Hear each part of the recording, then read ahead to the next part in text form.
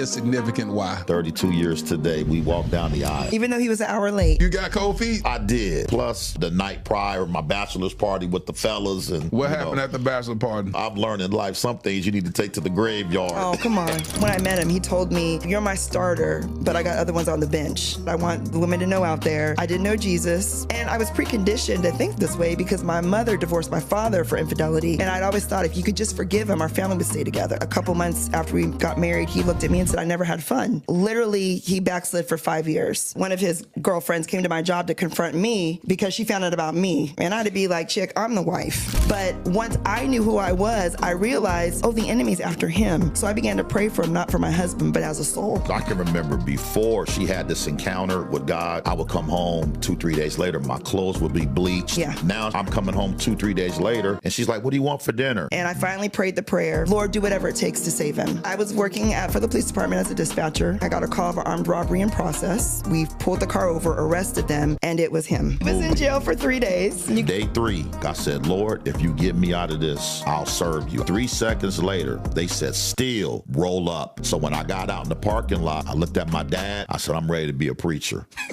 He said, you and Kelly clean my church every Monday and Thursday, and then I'll let you preach in the next year. I'm grateful for my dad because he gave me a mop and not a mic. We've been pastoring now for 20 years. This year, we started in the Fleet Market with 37 people. Yes. Now we got over 10,000 members. God has been good. He's been good. Part of the problem with a lot of people, they're looking more for preference over purpose. I believe that this is my purpose. Right. Because she really wasn't my preference. I wasn't. So what made you keep coming back to her? You know, you're my starter, but I got other ones on the bench, you know.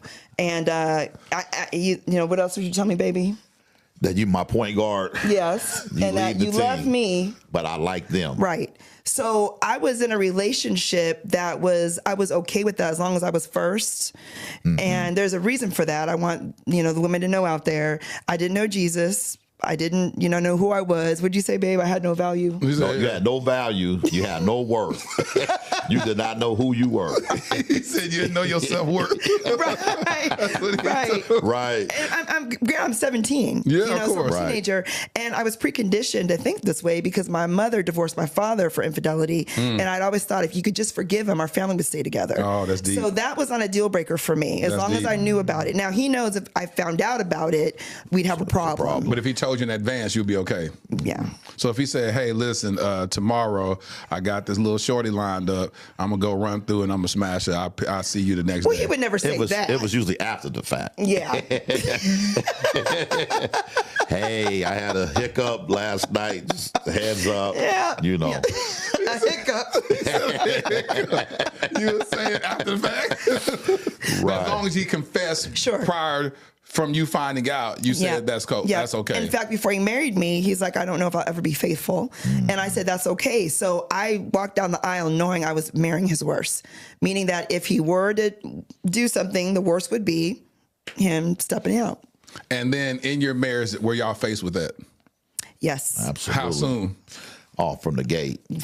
Yeah. I came from, my dad had 10 kids by 6 different women. Wow. So I have 6 brothers, and all of us, you know, just kind of womanizers, if you will. Yeah. You know, Exodus 20 verse 5 talks about how the sins of your forefathers will visit you. Well, I'm telling you, them demons visited me for real. And so, you know, even my dad, who was in my life for 48 years until he transitioned, he always told me that would be a struggle because that was his struggle. Right. And it was my brothers who are older than me struggle. That's real. And so that's the demon that we just had to fight. Right. So did he tell you it'll be a struggle, but tell you, son, you can overcome it? Did he try to tell you tools, or did he just say, this is just who we are, men are men? He said, that's who you are, men are men. Right. And he said, but the one thing with you, he said, I'm hoping you don't spread your seed like I did with 10 kids, 6 women. He said, please get one woman and have all your children by her, which I've been able to pull that off. We have 5 adult children who we had 5 kids in 6 years, 11 months and 16 days. Wow. 3 boys, 2 girls. And now we almost got 6 grandkids. Well, 5.5 right now. Right.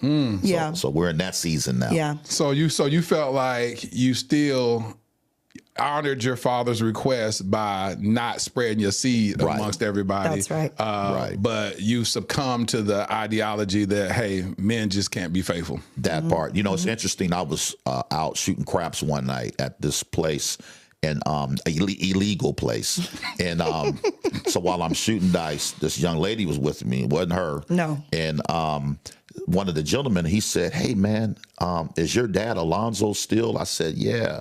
He said, "I remember when he would come in this same room and he would have different females with him."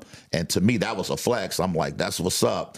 And then this older gentleman, he said, "Is your grandfather Lil Burns still?" I said, Wow. "It is." He said, "I remember when he used to come in this same room and he used to have different women with him." When he made that comment, it wasn't cute. Now, when the gentleman who knew my dad, that was cute. But when the second gentleman said it about my grandfather, I was like, wait a minute. At the time, my son, who's 33, he was 3 at the time. And I'm thinking, wait a minute, this is going to go from Lil Burn to Alonzo to Reggie and then Isaiah. Right. And so when I left that night with the young lady, normally I would go upstairs and, you know, Yeah. do what you do. And I dropped her off and kept moving. I drove home scared that night because Really? I was like, wait a minute, because I grew up in church. I was saved, but I wasn't delivered. So how old were you during that time? Pastor, you're not stupid. When you're saying, I'm going to take this to my grave, we already connect the dots. We're not kids. Do you think we are kids? We can connect 1 + 1.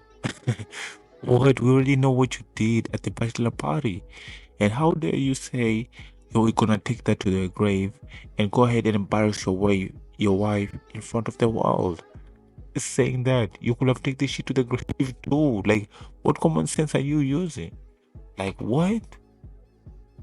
Something is not for the public. Something is not for the public. Oh my God, what's wrong with this process, bro? We are indeed the ships of the Lord. If this is people who are leading us, we are indeed ships. Man. Where are we headed? What? These are people leading us? That is crazy. Son, what? You should have gone ahead and learned public speaking. You know what I mean? Like I always said, before you speak something, make yourself out of your body, yourself in the audience, and see how people will see yourself after saying, how does it look like? Will it make me look bad? What are the consequences that will come with it? Stuff like that. Not just going ahead and, he thinks he's preaching or he's like saying a testimony. Father Lord, what? That is crazy. And he's talking about it like it's inheritance. Like, when did it become, man, what is he talking about? Like, my father used to cheat, so it's in my family. Oh boy, that's a personal decision. And you gotta know the fear of love is also fear, because hey, I might not get this anywhere else. It might be the last time I'm gonna get this, and people should have that. People should have that. If person is not fear of losing you and what you're offering, I don't think that's love. Because if they think they can get anywhere else, that's what happens. Calling you a bench warmer, an NBA team, it's fucking crazy. And you just sat there, you're part of a roster, and you're like, cool. How desperate was you? You gotta have some self-disrespect. Even me, if I don't get that first text back, I usually leave that shit alone. If somebody doesn't want you from the go, that means that they wanted somebody else. On the go, they didn't get them, they came to you, so you are always gonna be an option. If that person ever comes back, you are cooked. You're going back to the bench. You're just on loan. You know what I mean? You're just on loan. You're on a 10-day contract. When you say NBA, you're on a 10-day contract. When they find their main player, you're going back to the G League. Take notes. You gotta look out for you. Don't let people play with you. Come on, look at it. Don't let play with man. You're not just a thing. Come on, have some self-respect. It's actually disrespectful as hell. You know what I mean? And he goes ahead and said, men are not faithful. They are literally way faithful men, good. They get, over there, they get ignored. Over there, they get treated. That person at McDonald's, they will never cheat on you. They just want a simple life, wife, and they are good. I've seen them. They're good.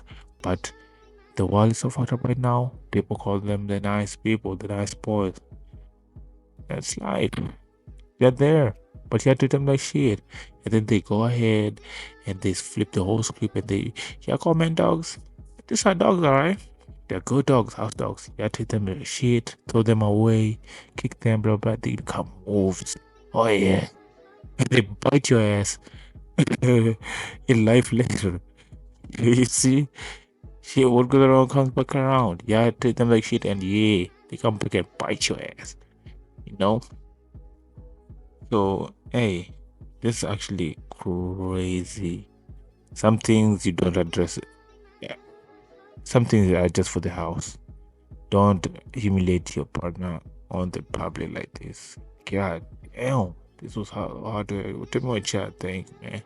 What a starter, man! I wish a person would say, at first you are a bench warm. I wish a person would. Man, you'll never hear from me. Have some self-respect for yourself. Come on, man. Come on. That's great. Too much.